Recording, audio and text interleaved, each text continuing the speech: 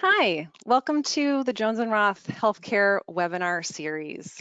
Today we have the privilege of hearing from attorney Missy A. Matella from the law firm Watkinson Laird Rubenstein. And we have a full agenda planned for today. Missy's going to cover the latest COVID protocols for medical offices, including Governor Brown's recent announcement on vaccine and testing requirements. She'll also be covering tips for flexible and hybrid work from home policies, the latest employment law legislative updates, and if we have time, we'll get to some notes on managing website accessibility under the Americans with Disabilities Act. This webinar is a great opportunity to have your questions answered, so please feel free to start submitting your questions in the control panel and we'll get to as many as we can. And before we get started, I just want to give a little introduction to our firm. Jones and Roth CPAs and Business Advisors is one of the largest CPA firms headquartered in Oregon. Our healthcare team of CPAs and advisors work with medical practices across the Pacific Northwest from our 3 offices in Eugene, Hillsborough, and Bend. We're especially proud to have been named to the Accounting Move Project's 2020 Best CPA Firms for Equity Leadership for the 3rd consecutive year, which is based on the number of women that we have in leadership and partner roles. Our advisors, here's some photos of our healthcare team. Each of our advisors provide comprehensive services for medical practices who are seeking to maximize their operational and financial performance.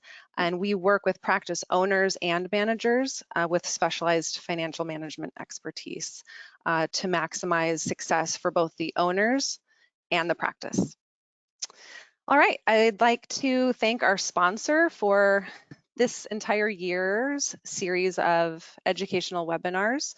Watkinson Laird Rubenstein, the law firm, provides a broad range of legal services to healthcare practices, and their expert knowledge of the complex regulatory environment, their healthcare attorneys can help navigate through the challenges of operating a healthcare practice. So thanks to Watkinson Laird Rubenstein. And today we have the pleasure of hearing from one of the attorneys at Watkinson Laird Rubenstein, Missy A. Matella. She is an experienced attorney and her work for healthcare providers includes helping navigate complicated employment and labor situations, advising on and assisting with implementation of new and ever-changing state and federal guidance, negotiating contracts, managing the creation of self-funded insurance plans, advising on HIPAA compliance, and the list goes on. Missy, we're thrilled to have such an expert with us today. Thank you for joining us. Great, Teresa. Thank you so much. I'm really excited to be here. I actually joined Watkinson Laird Rubenstein in January as a shareholder. And before that was at the University of Oregon as well, covering healthcare issues and also covering all things complicated employee issues. So am new to Watkinson Laird, but have been doing this work for quite some time. And I'm really excited to be addressing this group, especially at this time, because frankly, I don't think there could be a better time to have this conversation given Governor Brown's announcement. Just 2 things about me that I'll put out there.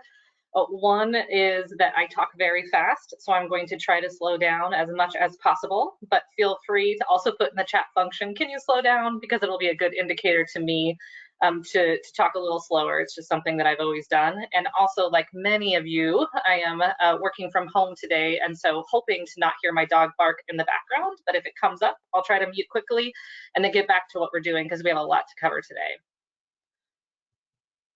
So COVID protocols for medical offices.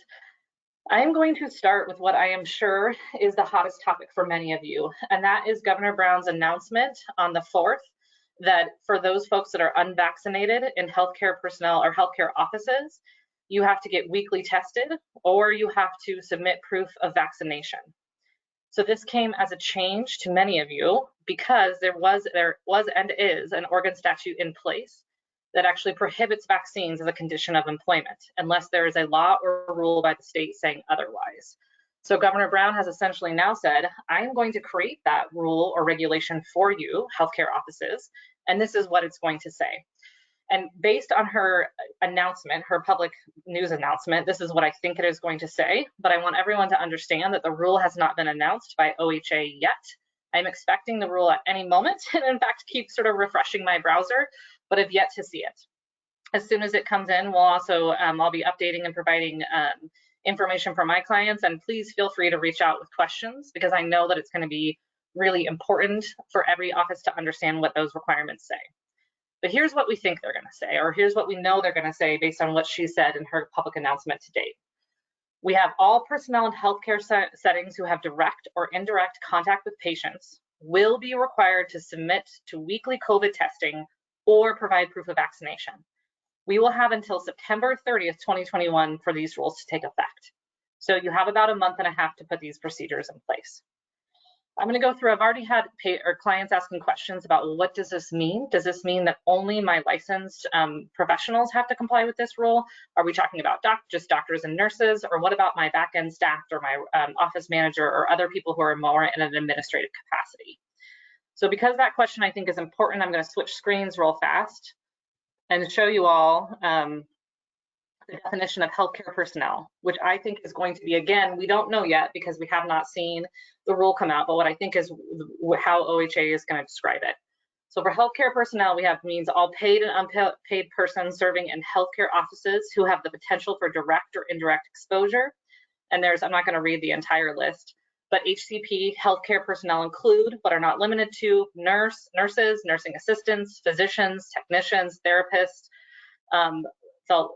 phlebotomists, pharmacists, students, and trainees, contractual staff not employed by the healthcare facility, and persons not directly involved in patient care, but who could be exposed. So that would include clerical, dietary, environmental services, laundry, security, engineering, and facilities management, administrative, billing, and volunteer personnel. So with that broad definition in mind, I think we can expect, let me go back to the, all right, hold on one moment. Oh, and I'm sorry, I'm having just a second to make sure that I'm sharing the right screen.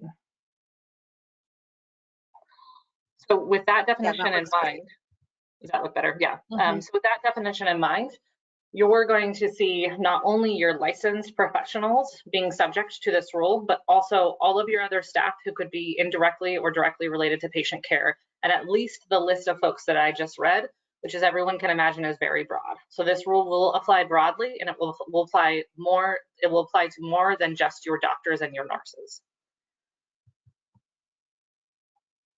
So I think we just covered this. This is just that the scope is very broad at this point. So what does this mean for your office? I think this is probably the question that everybody is asking right now. What do we do? My suggestion is that you need to put in place guidelines for how you are going to implement this new rule. You're going to have guidelines that create a process for submitting the proof of vaccination, create a process for weekly testing for those individuals who have not provided proof. You're going to have cover what that means in terms of if they test negative, or if they test positive, if they test inconclusive, what does that mean and how will that be addressed? And you're going to need to state that employees can request an accommodation related to a disability, a sincerely held belief, pregnancy, or pregnancy-related condition, and that employees will not be retaliated against for making this request for an accommodation. Accommodation requests should be considered on a case-by-case basis. So now I've said all those things, and I'm going to go back and talk about each one a little bit more specifically. So creating a process for submitting proof of vaccination. As many of you probably know, the Equal Opportunity Commission, or EEOC, came out with guidance earlier in the summer talking about what does it mean to submit proof of vaccination and how can you ensure that you're not violating the ADA Act or other federal discrimination laws when you're asking folks for proof of vaccination. Their guidance was fairly clear, and we've been using it, I've been using it with many of my clients, that you need to only ask for proof of vaccination. You should not be asking for additional medical information. Asking for additional medical verification may be considered a fitness for duty test, and therefore would be a higher burden for any of your offices to ask for that information. Additionally, getting employee medical information means that you have to treat it confidentially, which just creates additional burdens. So my strong suggestion for everyone is to create a process for submitting proof of vaccination that is just very clear that you just want those CDC vaccination cards. Again, this is something that you have to figure out what's right for your own office and your practice, but being clear about what's being asked for and what is not being asked for is going to be really important. Sometimes I think writing language like, we are only asking you to provide that vaccination card, you do not need to ask for anything else, can be really helpful and clear, and maybe not as blunt as just saying only submit your CDC card. There's various different ways that you can write it. The sort of element one is really think about only asking for limited information. In terms of creating a process for weekly testing, there's a big part of this that I think we need more guidance on. I mean, one particular question is what type of tests are going to work in order to satisfy the requirement, and I simply don't know yet. We're going to have to wait for the OHA rule to come out. The other big question out there is who pays for the tests. Right now, what I can see under the statute and from Governor Brown's news releases is it seems like she is assuming that employers will pay for the test.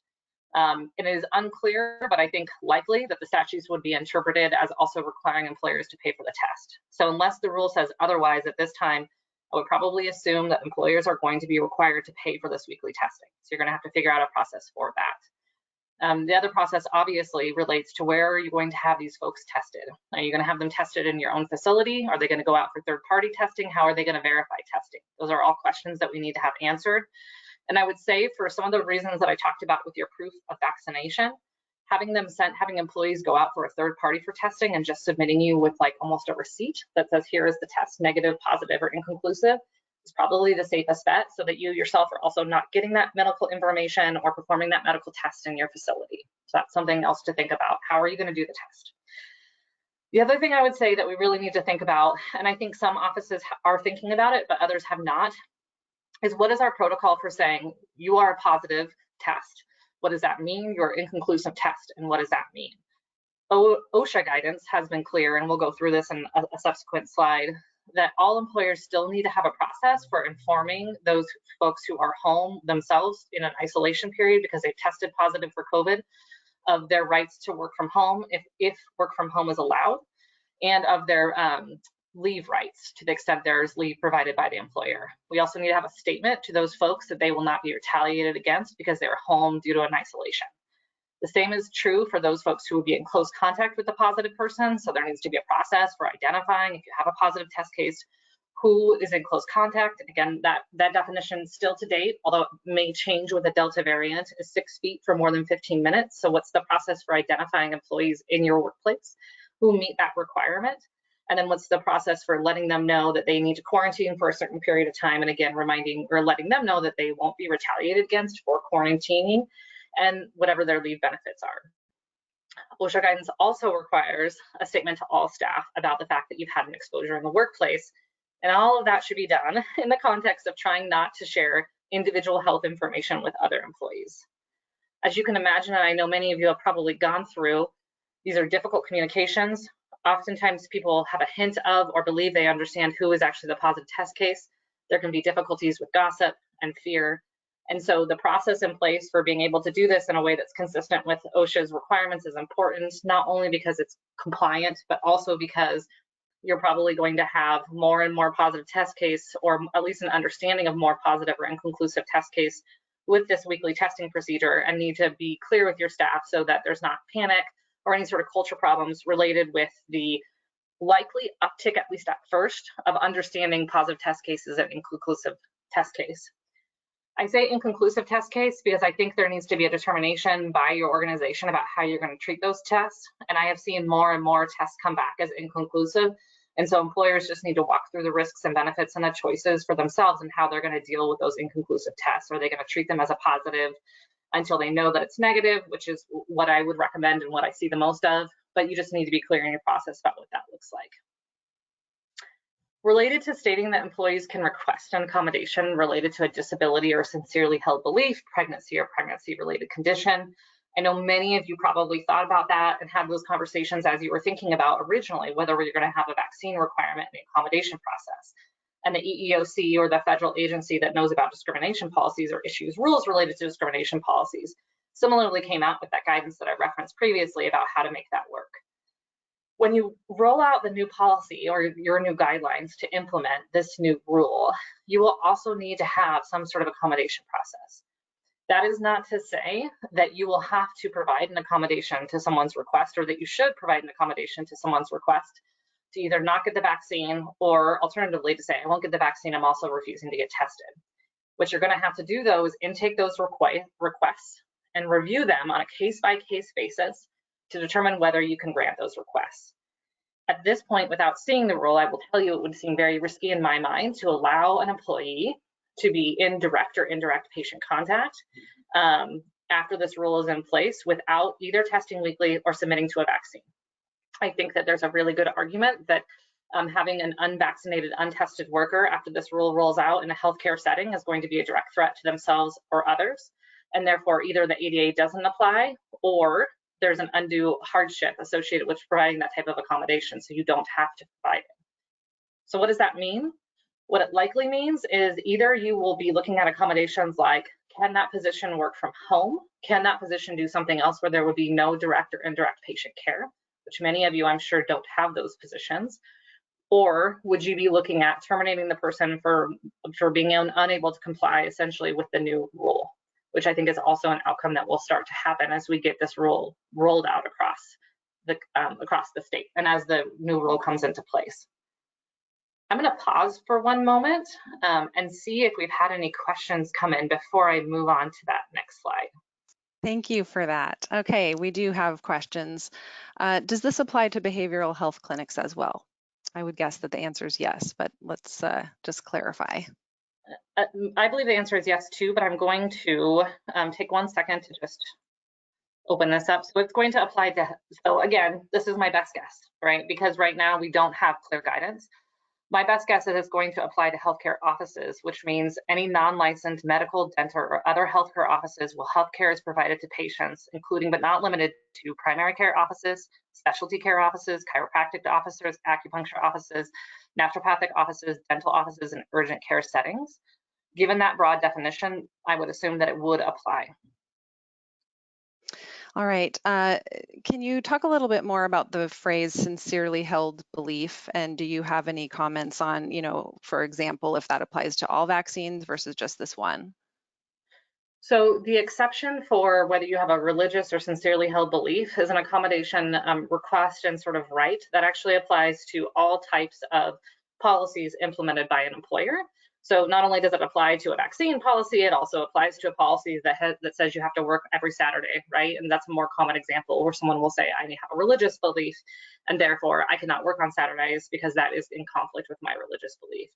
There's a more specific on statute on point in Oregon and also at the federal level, but I guess the short answer is yes, it applies to all vaccine requirements, and frankly, like disability accommodations and pregnancy-related accommodations, it applies to actually any rule that an employer would put in place. All right, we have a couple questions on two different issues. One, in terms of paying for the expenses of the testing. A few people are curious about using insurance to actually pay for that. Can staff use their practice-sponsored medical insurance? Is there any accommodation for other options for that? And then the other piece of this is about paying for time off and expenses to go get the test. Yeah, both good questions. So to the extent that so again, I'm hoping that the rule speaks to this because Governor Brown's order was a little bit unclear, or her, not order yet, but her news announcement was unclear. But my hope and belief is that you will be able to use insurance to the extent insurance coverage is provided for the test. So I think that's going to be based on your plan documents, and I would have some concern that some insurance coverage won't cover these types of tests on this regular basis. That said, there have been rules in place that have required insurance to pick up COVID testing. So I am hopeful that for many clinics, it will be covered by insurance, but it will be a discussion with your plan and the understanding of your plan documents to understand whether there will be coverage. And then if there is not coverage, though, what you're not going to be able to do is allow the employee to get out-of-pocket costs associated with the testing. Related to hourly employees, so what we're talking about really, right, is when you have hourly employees, you have to pay them for all hours worked. So this question and this response does not apply at all to any of your salaried folks. So many of your doctors, for example, are likely salaried. They're paid, so usually like some flat guaranteed amount, even if they have a bonus structure in place. Those salary folks are going to get their money no matter what, and it's not going to matter whether they work these extra hours because they don't get overtime anyway, and their pay doesn't fluctuate on the hour. But for hourly folks, this will likely be considered hours worked when you are getting them tested, because it is testing required by the employer. It's not exactly on point, but there is some guidance under the FSA that relates to trainings and lectures, and there's like sort of 4 prongs about when those types of things are required, and there has been some guidance to apply that to drug testing. So I'm assuming that this type of vaccine testing would also fall within that same guidance, and that guidance says essentially, because it's not voluntary, because it's required, and because it's related to their job, that it's going to count as time worked. So that means that you're going to have some options, right? One option would be that you make sure that they're tested at a facility close during working hours, so that you're not sort of paying extra, but you are obviously losing their time. Other options are paying them for extra hours before or after shifts. Whatever everyone ends up doing for your own business, making sure that you understand you do have to record the time, because and you have to either reduce hours if that person's right at 40, or pay them overtime if going to get tested increases their hours beyond 40 in any given work week.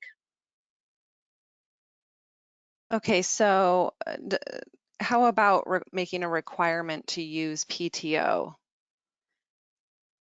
I have not seen, so it will be interesting to know whether whether the rule addresses the use of PTO or not.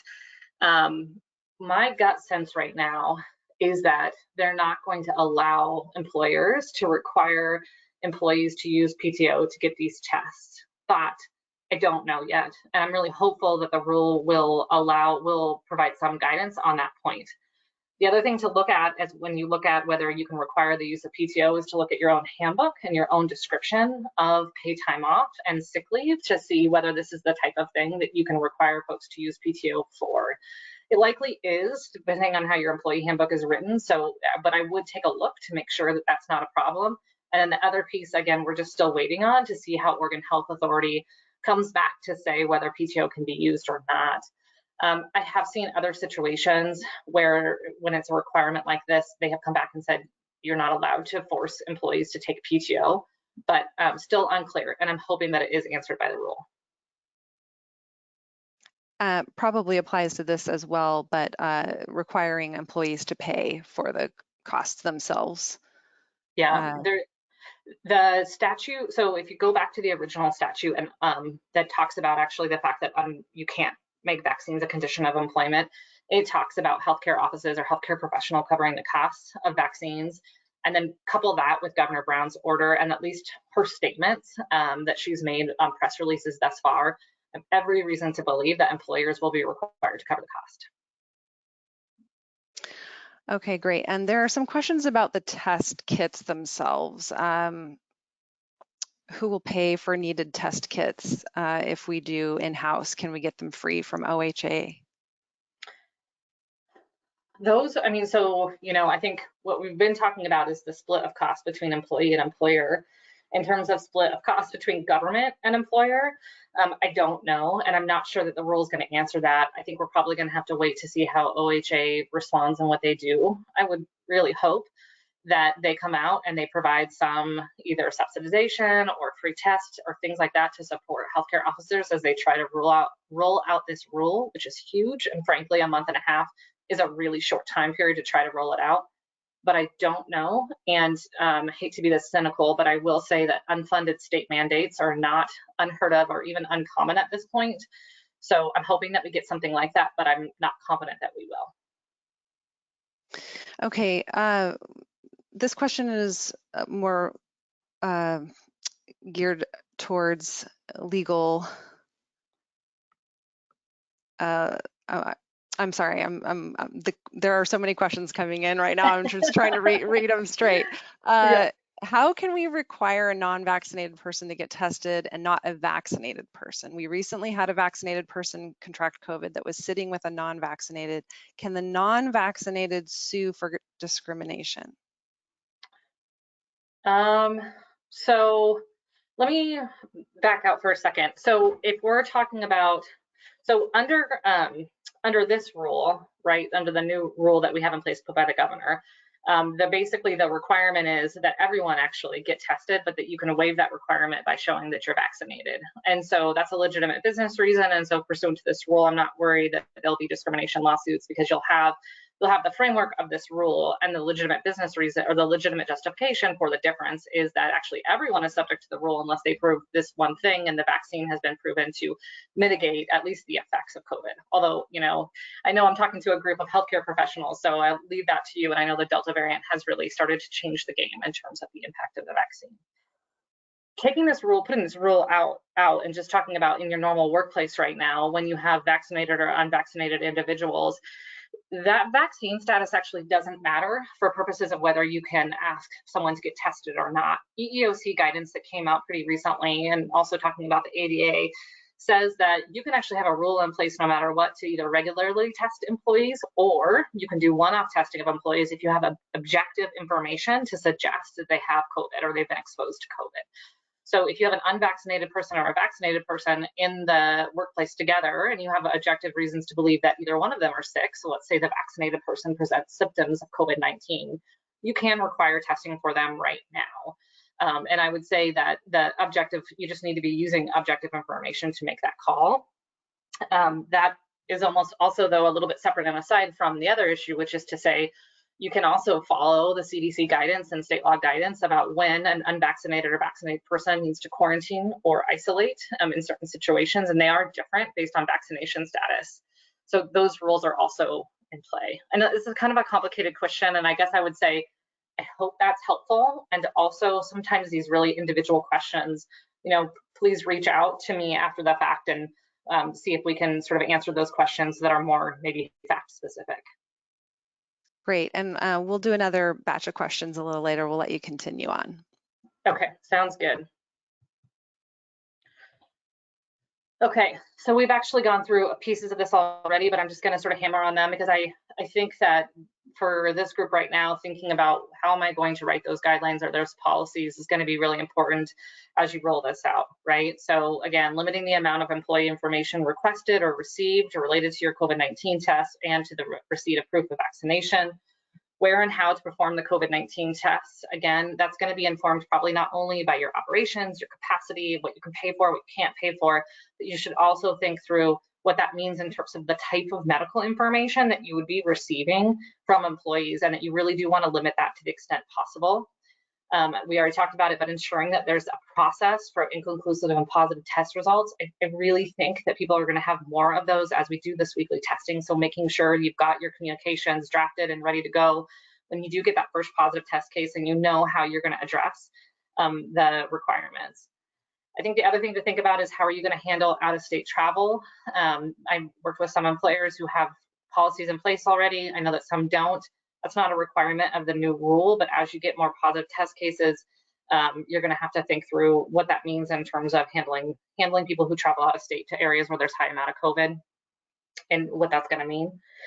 I think you should think through whether you're going to determine if you'll offer incentives for vaccinations. So many employers sort of outside of a rule like this have offered things like PTO basically as an incentive, so that if you're going to go get the vaccination, that you want to account for your time in some way. So whether 1 or 2 days of PTO, you've seen the federal government has come out actually to say that there's a tax credit or a tax benefit to offering PTO for vaccinations. I'm just going to give that very, very high level and let you talk to your accountant about that one.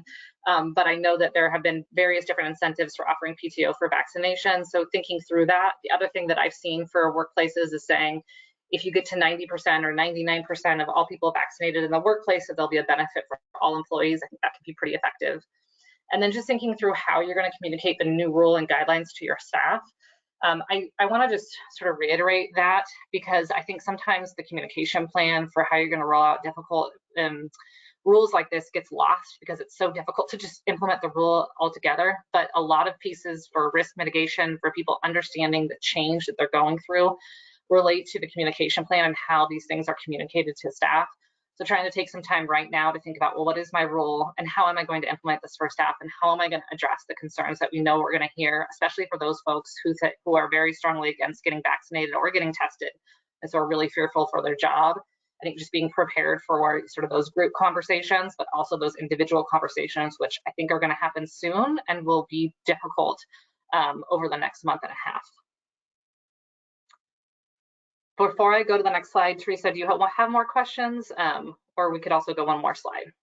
Okay, there is one question from a practice manager who is just seeing sort of the burden that this is placing on their practice. You know, is there an option for filing a class action lawsuit against the state? So, yeah, you know, it's hard for me. I would say that giving sort of legal advice in a forum like this is not something that I actually can do. So, you know, what I'm doing more is just sort of outlining this. I don't see, I mean, I'll just tell you sort of informally that I don't see a clear angle for that. And you have many, many states that have requirements like this already. Actually, you know, for healthcare facilities, it is the healthcare offices right now are the exception and not the rule as to vaccination requirements. All private employers in Oregon and actually across the nation have been able to legally implement vaccine requirements for quite some time. And you've seen appellate court cases in private employer sectors, not healthcare, but otherwise, where people have been sort of contesting vaccine requirements related even to the FDA emergency status.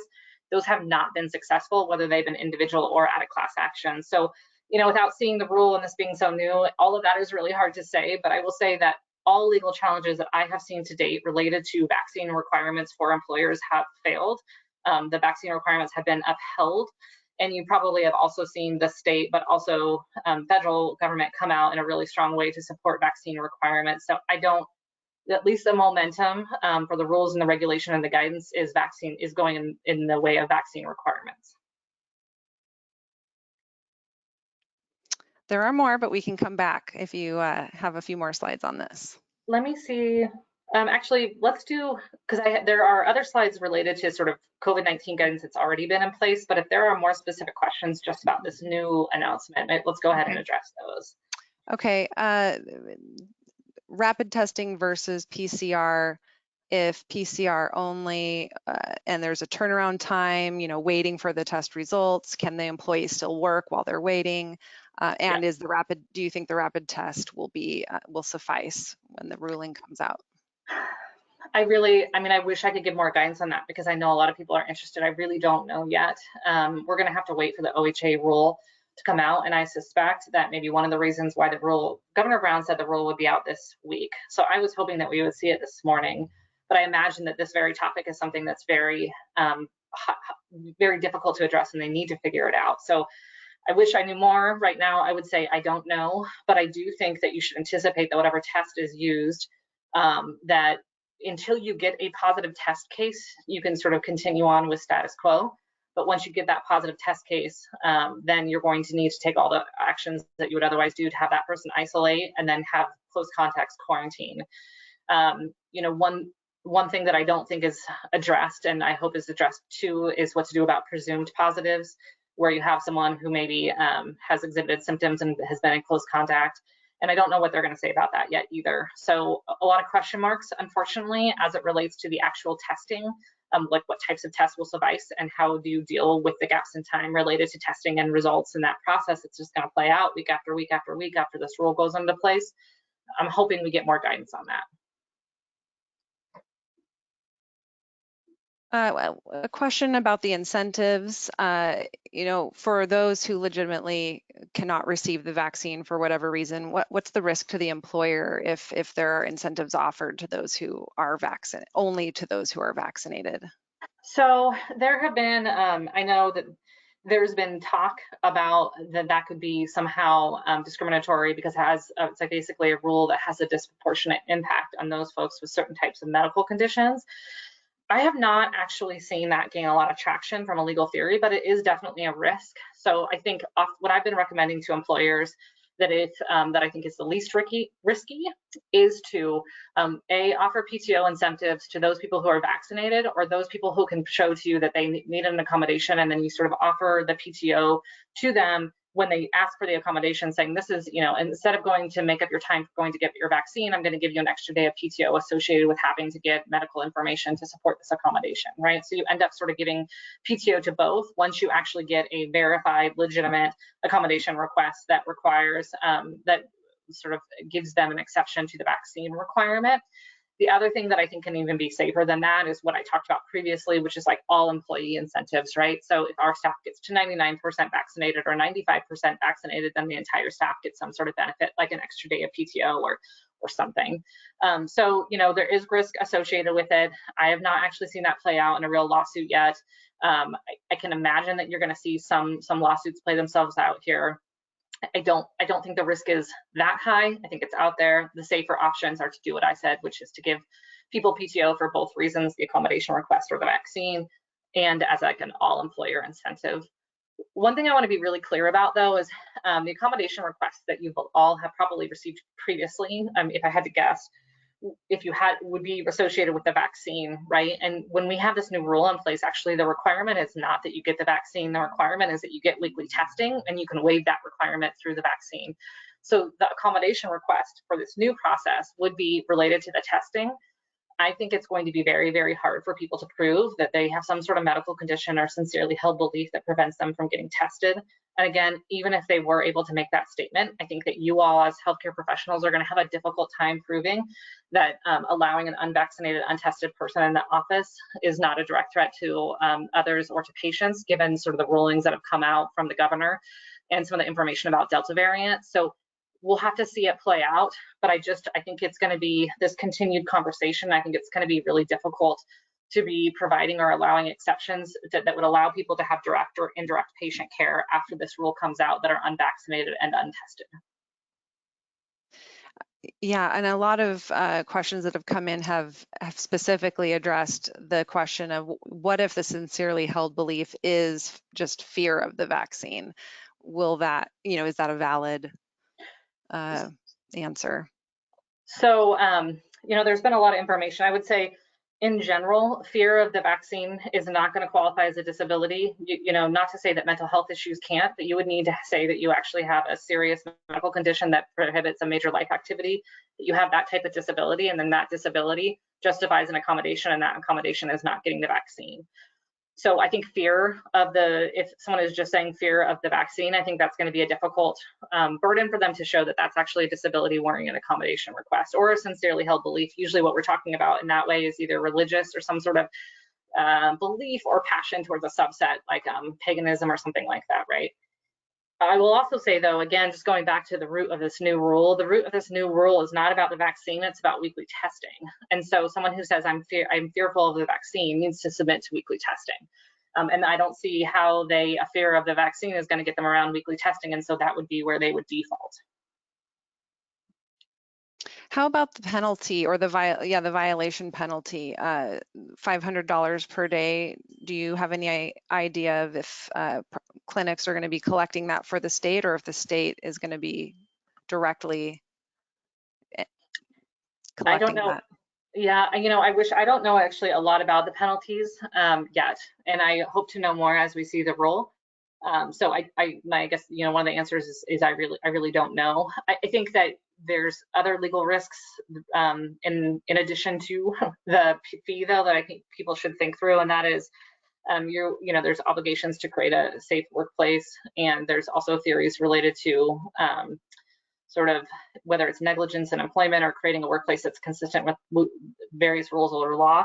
So I would worry too if there was unvaccinated and untested folks in the workplace, not only daily penalties, but allegations by your other workers and or by your patients that you do not have a safe clinic because you don't have folks in the clinic that comply with this requirement. So I don't know about the fees, but I just want to sort of make sure everyone understands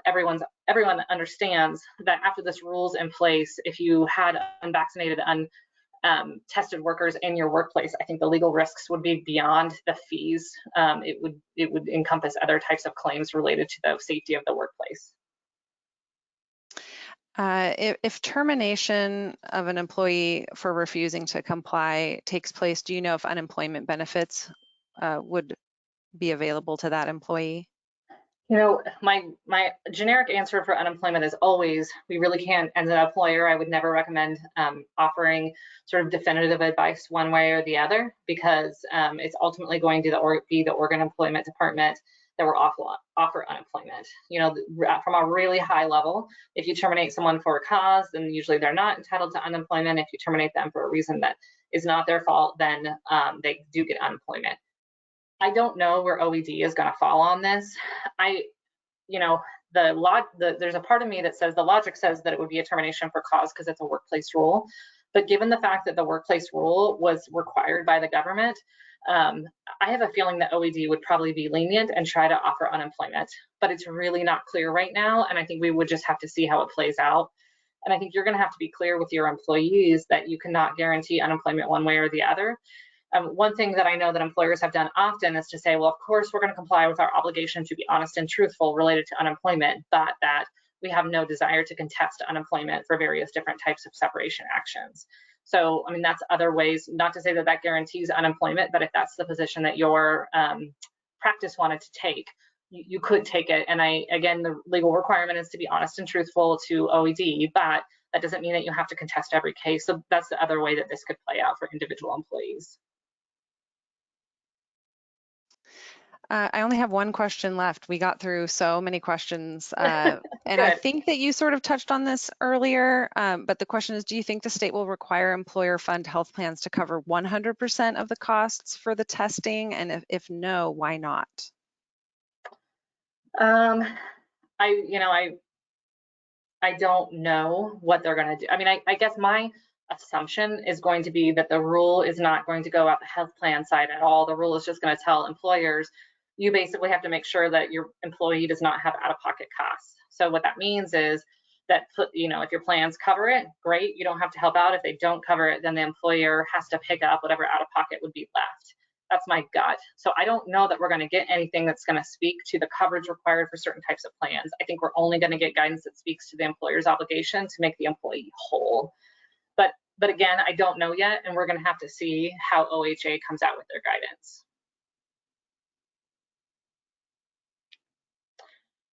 Great, thank you. All right, so I am going to now move on. So continuing COVID-19 guidance.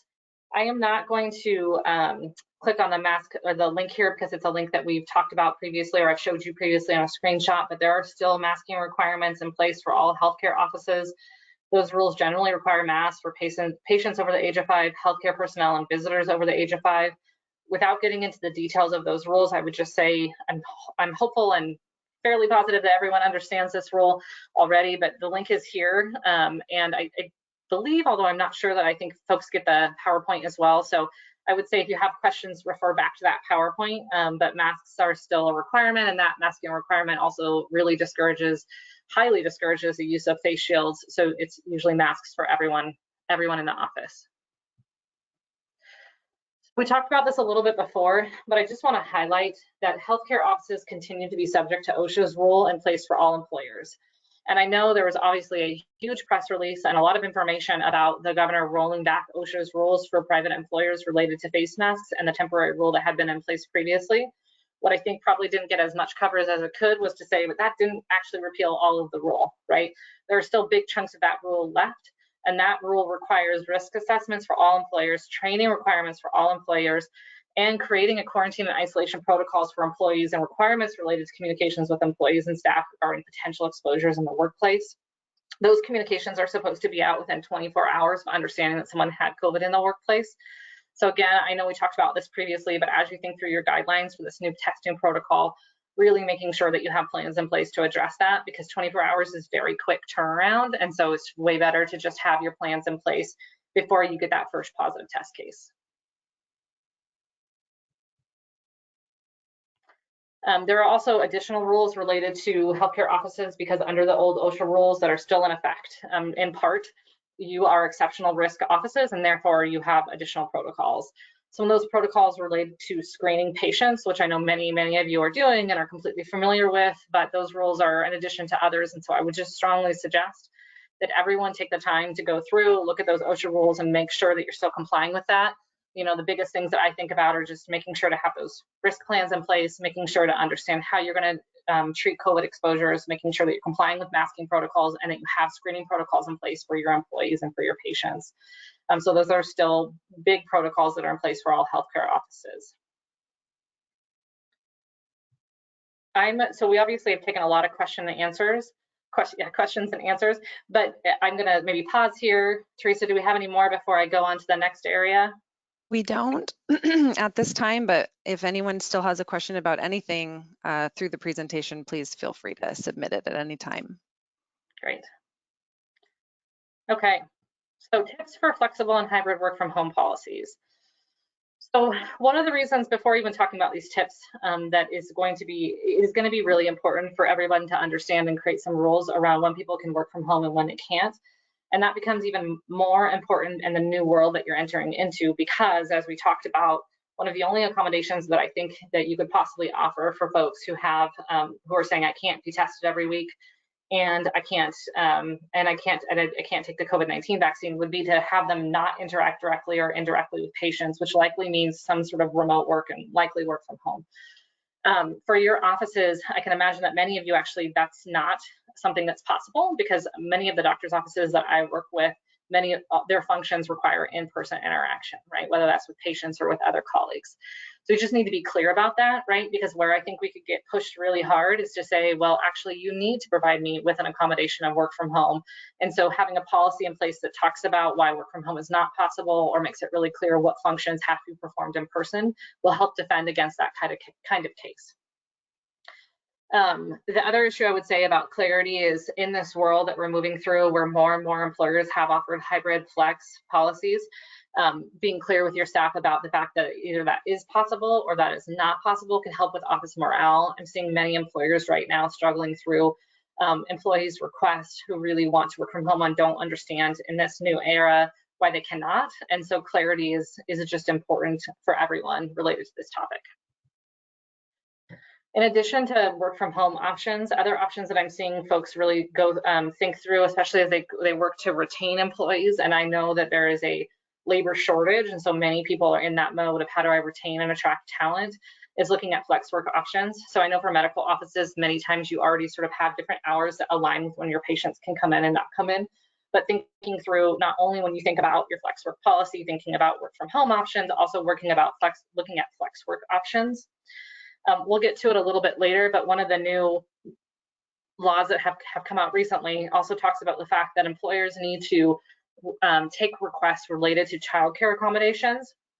That's not to say that employers have to grant them, but they have to consider them, and employees can't be retaliated against for making those types of requests. So some of the ways that I think you could align that new request process or that new accommodation requirement with flex work option is to say, if you have a childcare request, we would consider it aligned with our flex work options or our hybrid and flex work policy. And then you can kind of create a process for that childcare accommodation request that's now consistent with the policy for hybrid and flex work, and would give you a sort of a consistent way for decision making about those types of requests. The other thing I'll add is flex work and hybrid work also creates social distance in the office, and I already said creates childcare concerns or can address childcare concerns. But that social distance piece may become more and more important as you get more test cases, for example, in the workplace. One of the things that I've seen employers do is they had a policy in place related to the pandemic or practice related to the pandemic. And I guess I shouldn't be talking about that in the past tense. I know that we're still going through various waves of it, but not sort of thinking about how that policy would apply going forward. And I would suggest that I think you should think through what is your policy here and now, but also what is that policy in the future, and can you just have one permanent policy that you would use? It may fluctuate and your needs may change during the pandemic, so that you would be more flexible with granting requests or less flexible in various ways. But I think you can put in place right now a policy that allows for that can be put in place even after, at some point, hopefully we're on the other side of this and in a more of a normal workplace. One other thing I would say about remote and hybrid work requests, and where I often see employers get into trouble, is not making it clear that those remote or hybrid work requests they're not rights for any individual employee, right? That's a complete privilege that can be revoked based on operational need, can be revoked if there are performance issues. frankly for any reason. And I think that being clear in your policy and with your employees about the fact that you have a default work schedule for them and a default work location. And so the privilege to have an alternative schedule or to work from home is something that you are happy to be able to offer them, but it's not something that is permanent or that they can rely on at all times because it could change. And I think being clear about that becomes really important. I think many people are already tracking on this, but when you have work from home, you need to make sure that you're tracking meals and rest breaks. Just because people are working remotely doesn't mean that for your hourly employees, your obligation to track their hours or give them meal breaks is alleviated. It's not. So just making sure that you have a process for that for people that are not working in your office space or who are not supervised because they're working odd hours. All right, I'm gonna move on, and I know we only have 10 minutes, so I'm going to try hard to cover these last two topics without talking so fast that no one can understand me. So I'm going to give it a shot here. Workplace safety. So as you can imagine, over the last year, and I'm sure many of you have experienced this, and I have seen this with my employers, we have had more and more workplace safety complaints, whether someone is saying that a colleague in the office isn't wearing the appropriate mask or not social distancing.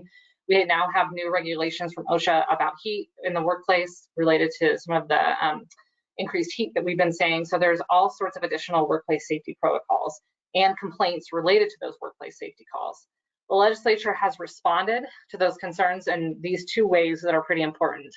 One, employees now have 1 year to file a complaint with BOLI, which is the agency that takes those complaints instead of 90 days. So there's a longer exposure period related to the government agency coming to sort of come back to you and say, here's a BOLI complaint, please respond to this allegation that you didn't comply with workplace safety rules. The statute of limitations for those claims was always 1 year. So like the legal risk is not shifted in that way, but at the same time, you now have BOLI having a more active role.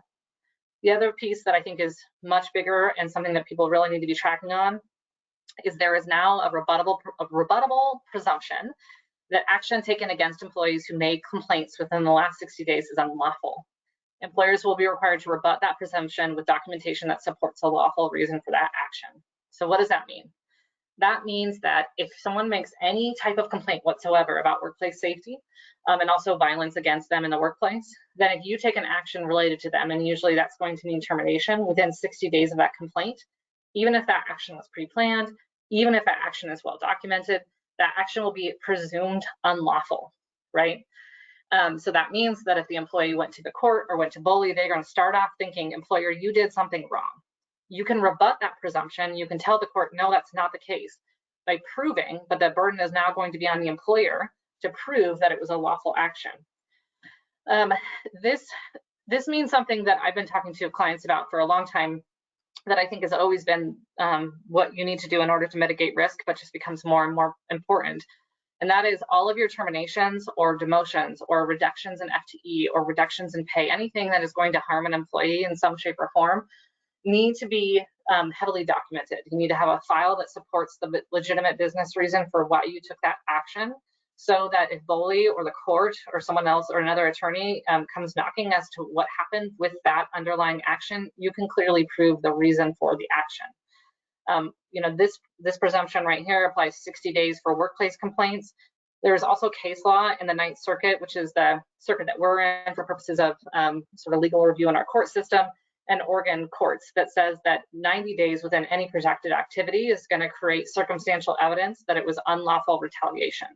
So I would say that, yes, this statute highlights the issue, but the issue has always been there. And that is, if you are going to terminate an employee who has done anything that is arguably a protected activity, taking family medical leave, making a complaint about their wages, making an ADA accommodation request, and the list goes on, right? There's more protected activity than that. If you're going to take action against that person within 90 days of that action, you need to have a really good record that supports the reason for your termination. Oftentimes I see this through performance management systems, through issuing performance improvement plans before that, or just making a clear record of emails or something else that says, here are our expectations. You failed to meet those expectations, and either I'm terminating you for that reason, or the next time you do it, I will terminate, right? And then there's that follow-up email that says, you have failed to meet our expectations, and so you're terminated if that's sort of the direction that's going. I know this is a struggle for many employers, and I think some employers are doing it really well, and I think some are continuing to just struggle with it because it's such a capacity issue. But I will say this new statute is going to create more and more opportunities for plaintiffs' counsel to bring claims, and almost anything can be wrapped into some sort of workplace safety complaint. I know it sounds sort of narrow, but I actually think the realm of what could constitute a workplace safety complaint is pretty broad. So just be really thoughtful and thinking through how are you going to do that in the future? How are you going to record the action for your, or the reason for your actions? Non-competition agreements. Many of you, I'm sure, have non-competition agreements, especially for your physicians or your doctors. Oregon courts, and frankly, all courts up and down the West Coast do not like non-competition agreements. We continue to see the strength and the ability to issue these deteriorate. Right now, we're now limited. It used to be 18 months. Now, non-competition agreements are only allowed to be in place for 12 months, and you can only apply them to employees who make more than $100,000. So I often have conversations with my clients about the problems with non-competition agreements, when to put them in, and when to understand that even if we do put them in, it's going to be difficult to enforce. But just continuing to understand that I think this trend is going to continue. I think we're going to continue to see the legislature chip away at non-competition agreements, and this is another chip. And so now we have a further reduced ability to put in place these non-competition agreements. Right now, protected leave, we have Oregon Family Medical Leave is in place for 25 or more employers, but there was a statute that just passed that says that during a public emergency, OFLA is expanded to cover employers with one or more employees. Other changes to OFLA eligibility were also implemented. This is obviously a big deal for those folks who have less than 25 employers or employees and who otherwise aren't implementing OFLA. So I would suggest it's a really good time to not only take a look at the underlying statute and the lead changes, but if you are working with counsel or with an HR consulting firm, to really talk about what this means for you. I think that it probably means updating your employee handbook, but also just thinking through how are you going to treat certain requests. For many employers, and just a reminder, by the way, that OFLA is not paid leave, it is protected leave. Many employers already have, even if they don't have OFLA, they'll have like unpaid discretionary requests for leave. And so they're letting people take leave even if they aren't subject to OFLA. But this is a change. This is something folks need to be aware of. And so if you have people that are eligible under this new OFLA that are requesting longer leave associated with a serious medical condition, a sick child, or the medical condition of a family member, they may have more leave protection than you would otherwise believe because of this new law. And I know that we have about 3 minutes left, so I'm going to skip over this one because we've talked about it already. And I guess the real takeaway for the childcare accommodations is to say that it's actually not something that you have to say yes to, but you have to allow the process of the employee to ask the accommodation, and you can't take action against them because of their request. So this very last website accessibility obligations, I provided a website in here, and I didn't actually go into detail on this slide because I had no confidence that we would actually get to it. So I sort of feel happy that we actually even got to this point in the PowerPoint. I would say, take a look at this website, but the bottom line is that private employers and private companies who offer services and have websites are subject to the ADA obligations related to website accessibility. That means, among other things, that when you have pictures on your website, there needs to be a caption of the picture. When you have documents posted, they need to be accessible documents. And there are other requirements that, frankly, I think it's important to not only look at the law on the website, but also to be working with, whether it's an ADA consultant or your IT person, because those obligations do exist, and there are penalties under Title II of the ADA for failing to comply. The easiest way, I think the best way to do this, is to either work with a local IT person if they can help you with it, or there are many online services that will help you do this for a fee every month. This is not something, there's a skill set associated with making sure that the website is accessible that many people would just not have. And so I think it's the best thing to do is to understand that you do have this obligation, that your website should be looked at for accessibility purposes, and to try to contact a professional to help you do that, not only right now, but on an ongoing basis so that you don't have any issues in the future. I will say that certain industries have been hit with various types of class or group actions. For a long time, they were going after universities related to website accessibility, but there's a group of advocates across the country that will just sort of like pick up on different groups and start going after them related to website accessibility, because frankly, many people are not complying. So it's sort of a crapshoot to know when that's going to happen, but if they, for example, picked up and said, well, doctor's offices are our next group that we're going to target, you would see sort of an uptick in those types of complaints. So there is a real movement behind enforcing these obligations, not only from the federal government, but also from advocate groups out there that are really tracking on the fact that many employers or many companies in general are not complying. All right, it's exactly 1 o'clock. Awesome, we made it. It's a miracle. Missy, I want to thank you so much for sharing your expertise with us today. And I do want to invite our attendees to follow up with any questions. There were a number of questions that came in towards the end that we don't have time for. So are you wanting to make your email address available, or another way of contacting you on to ask those questions? Yeah, most definitely. So so if you go to the very beginning at Watkinson Laird, you can Google me and there's a phone number there. My email address is also mmatella@wlrlaw.com. Yeah, click to your next slide. Oh, and there we go. Yes, and also everyone will receive an email with a link to the recording and a copy of the slides for reference. So we'll send that out afterwards. And yes, well, I want to thank everyone for joining us. We also have a few other webinars coming up that I want to just let you know about. Best practices in patient collections will be on October 15th, and then we'll be doing a tax panel with our healthcare advisory team on November 9th. Don't miss that. We'll be talking about ways to prepare your practice for some of the upcoming tax changes that are inevitable coming soon. All right, thank you so much, everyone. Thanks for joining us. Hope everyone has a great weekend, and we'll see you soon.